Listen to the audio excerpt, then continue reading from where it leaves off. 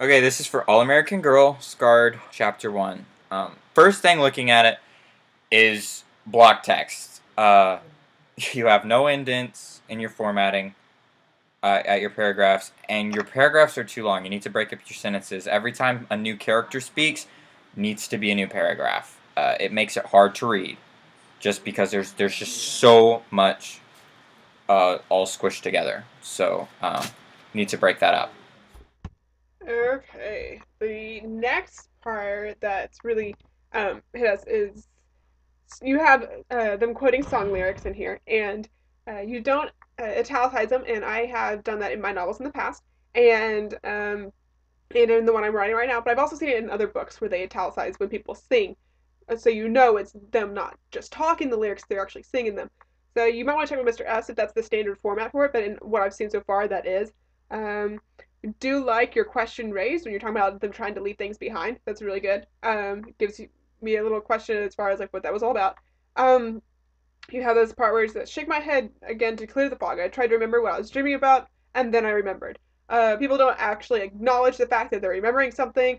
You might want to like bring her thoughts back around to that if you had thought about it before. So we realize that she is remembering what she talked about, but you don't just all of a sudden say, "Oh, I've remembered something," and then you trying to figure it out. So just cut those out.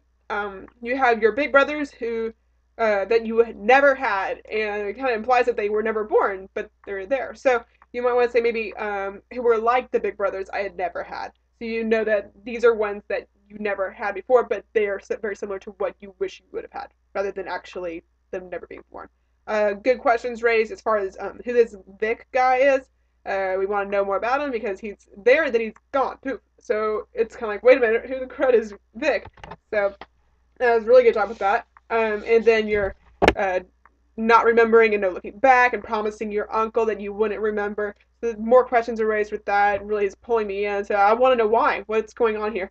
Um, you're a big problem that we've noticed is throughout this chapter, your thoughts are made to be very grammatically correct, and we're not exactly sure that this is going to work for that.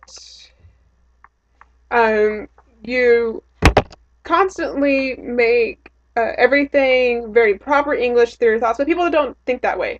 They do run-on sentences. They don't have grammar. There's phrases. They kind of mumble along. So I wouldn't necessarily do it that way. Maybe change your thoughts to more natural thinking, and don't acknowledge that she says, "Now I'm talking to myself too." Most people, when they're thinking, don't think that they're talking to themselves. They may acknowledge it if they're mumbling under their breath or something, but they don't actually say that about their thoughts per se. Okay. Okay. You raise a lot of good questions here. In this past part that Janae was talking about. This next part, she tries on multiple shirts, different pairs of pants. She doesn't even want to think about her makeup. From what she was already talking about in the previous part, uh, we know there. This is pretty serious. I mean, she's not really functioning. Your normal girl, at least that I know, is gonna put on her makeup practically no matter what. So that's just some pretty serious stuff. On the next page, she kind of on the same subject. She jogs to her first class, and not many people actually do a real jog. It's kind of jolting, kind of hard to do with a backpack actually. Which yeah, she has a backpack. Um, but she's not going to be moving quickly unless she wants to get there, which we don't think she does. I mean, it's a class, and she's already kind of having a bad day. She doesn't know what to wear, won't put her makeup on. So she doesn't want to get there. We don't know if she's late or not. Uh, but if she was late, she wouldn't be jogging. She would be rushing or hurrying. And then you mentioned her roommate, a quote most interesting character who preferred to party all night and sleep until mid-afternoon. Well, two things about that. It's telling, which you can get by with some telling, but it would be better if you showed it. And another is that you say they're our most interesting character, but the way you tell us that is not interesting at all. And for your average college student, that's, I mean, even high school student, that kind of lifestyle, at least on the weekend, is fairly normal. Okay, you start your next section off with the sentence, as my professor finishes lecture. I'd actually like to see some dialogue, maybe a little bit of the tail end of the professor's lecture, get a little more feel for what class she's in, maybe a little more of her personality, and it'll give you more of a scene to add to it and make your chapter longer, which is always great. Then you move on, and you the biggest the word that you use a lot all throughout here is the word realized, and it's yet another thing that you're doing that where you're telling and you're not showing them coming to the conclusions of stuff rather than just kind of, oh, well, what do you know? I just figured that out. But instead, build upon it, show why they realize it or that they got it. Instead of just saying I realize that, and you use it a lot, so that would be a big thing that you could add more words to and make it more interesting as far as them coming to their thought process through it. One thing that kind of bugged me is she goes back for her pencil, and that's not really something of consequence that I would go back for if I left a pencil. I'd be like, oh crud! But I'd find another one, or I'd grab a pen, or borrow something from somebody. But I wouldn't go back to my class, especially if I'm running late. I wouldn't go back to the old class just to get my pencil.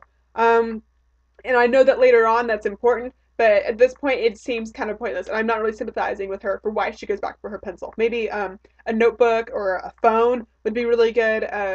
Something of value, maybe her notes from that class, and there's a quiz coming up, and she needs those, so that's important, and she would need to go back for them.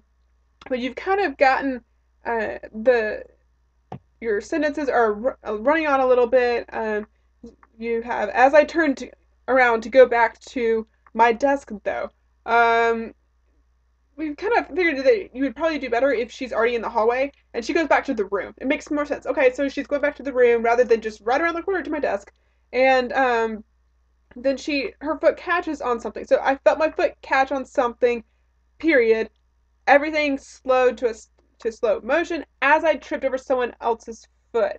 You originally had put motion moved to slow motion as I realized that it was someone else's foot that I was tripping over now, which is running on and kind of wordy and doesn't really make sense as far as like, oh, there's someone's foot. Look at, well, what do you know? I'm tripping over it, rather than just saying I tripped over someone's foot.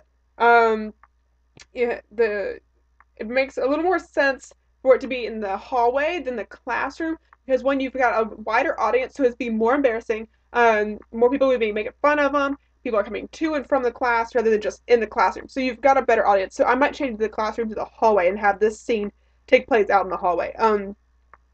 The one thing I do like about this page is you have her describe the guy who has fallen on her as Goliath and Sasquatch, and that he's huge, and it kind of gives a little idea of her personality by the way she describes him, and it's funny. And this is probably the first time so far that I've seen her thought process actually sound like thoughts and not just grammatically correct grammar, um, or English per se.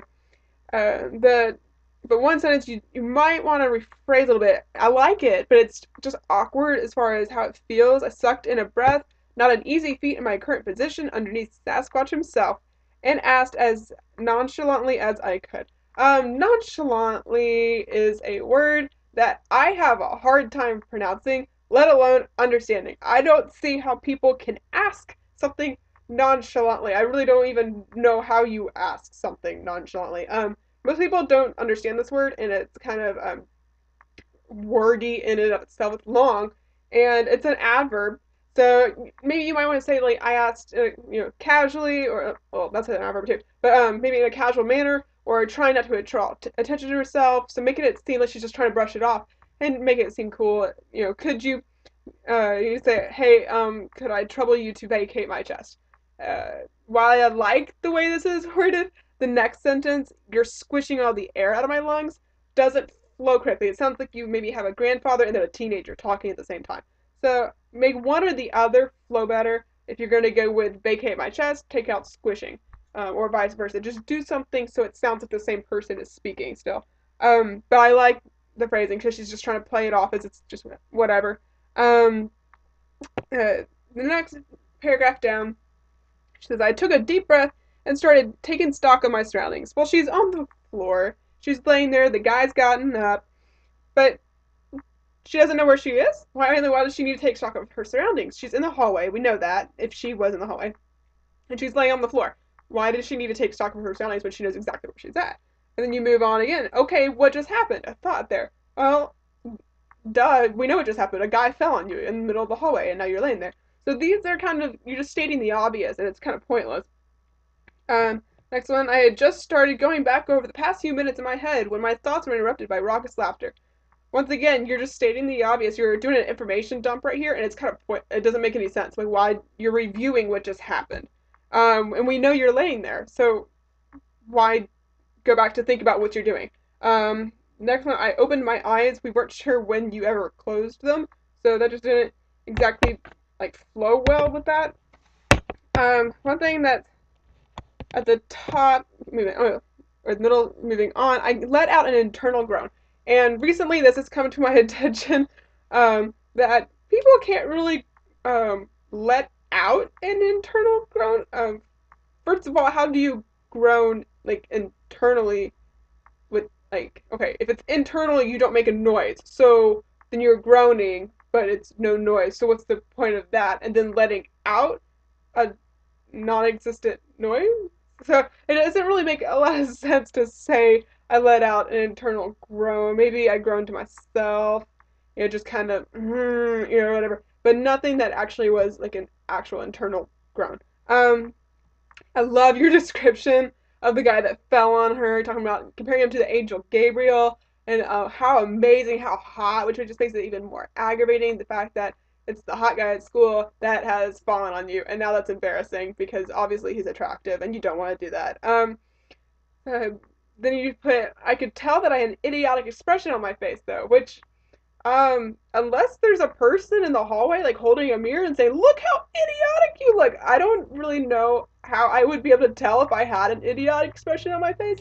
So that's just a point where it's almost a point of view shift where she's describing herself, and you can't really do that. So there's a few redundancies. Myself, scrambled and scrambling. Just find some different words. One thing I'm not really making sense of is the group. Obviously, they were laughing before, but now the guy reaches out his hand to pull her up. He's being nice, and then all of a sudden, the whole group starts laughing again, like as if him reaching down to help her up was funny, which doesn't make sense. If they're gonna laugh, they need to be continuing to laugh, or something else needs to happen to make them laugh again. But just him handing out his hand doesn't really make any sense. Um, you have once again a chorus of comments and disparaging remarks, which is you're just telling it, you're not showing it. Maybe give an example of some of the remarks or comments that kind of fuel why she's embarrassed, and maybe it'll make her more upset, and then we'll have more of a legitimate reason for her to be upset if they're actually making comments to her. Shook my head and tried to give him a reassuring smile as I took the hand he offered.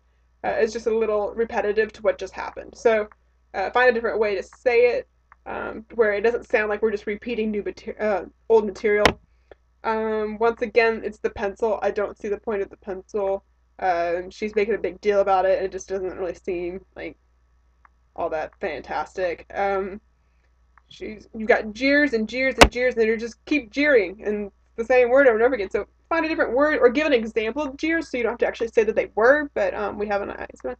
This is going to sound kind of funny, but I like your insults here that you've used against her.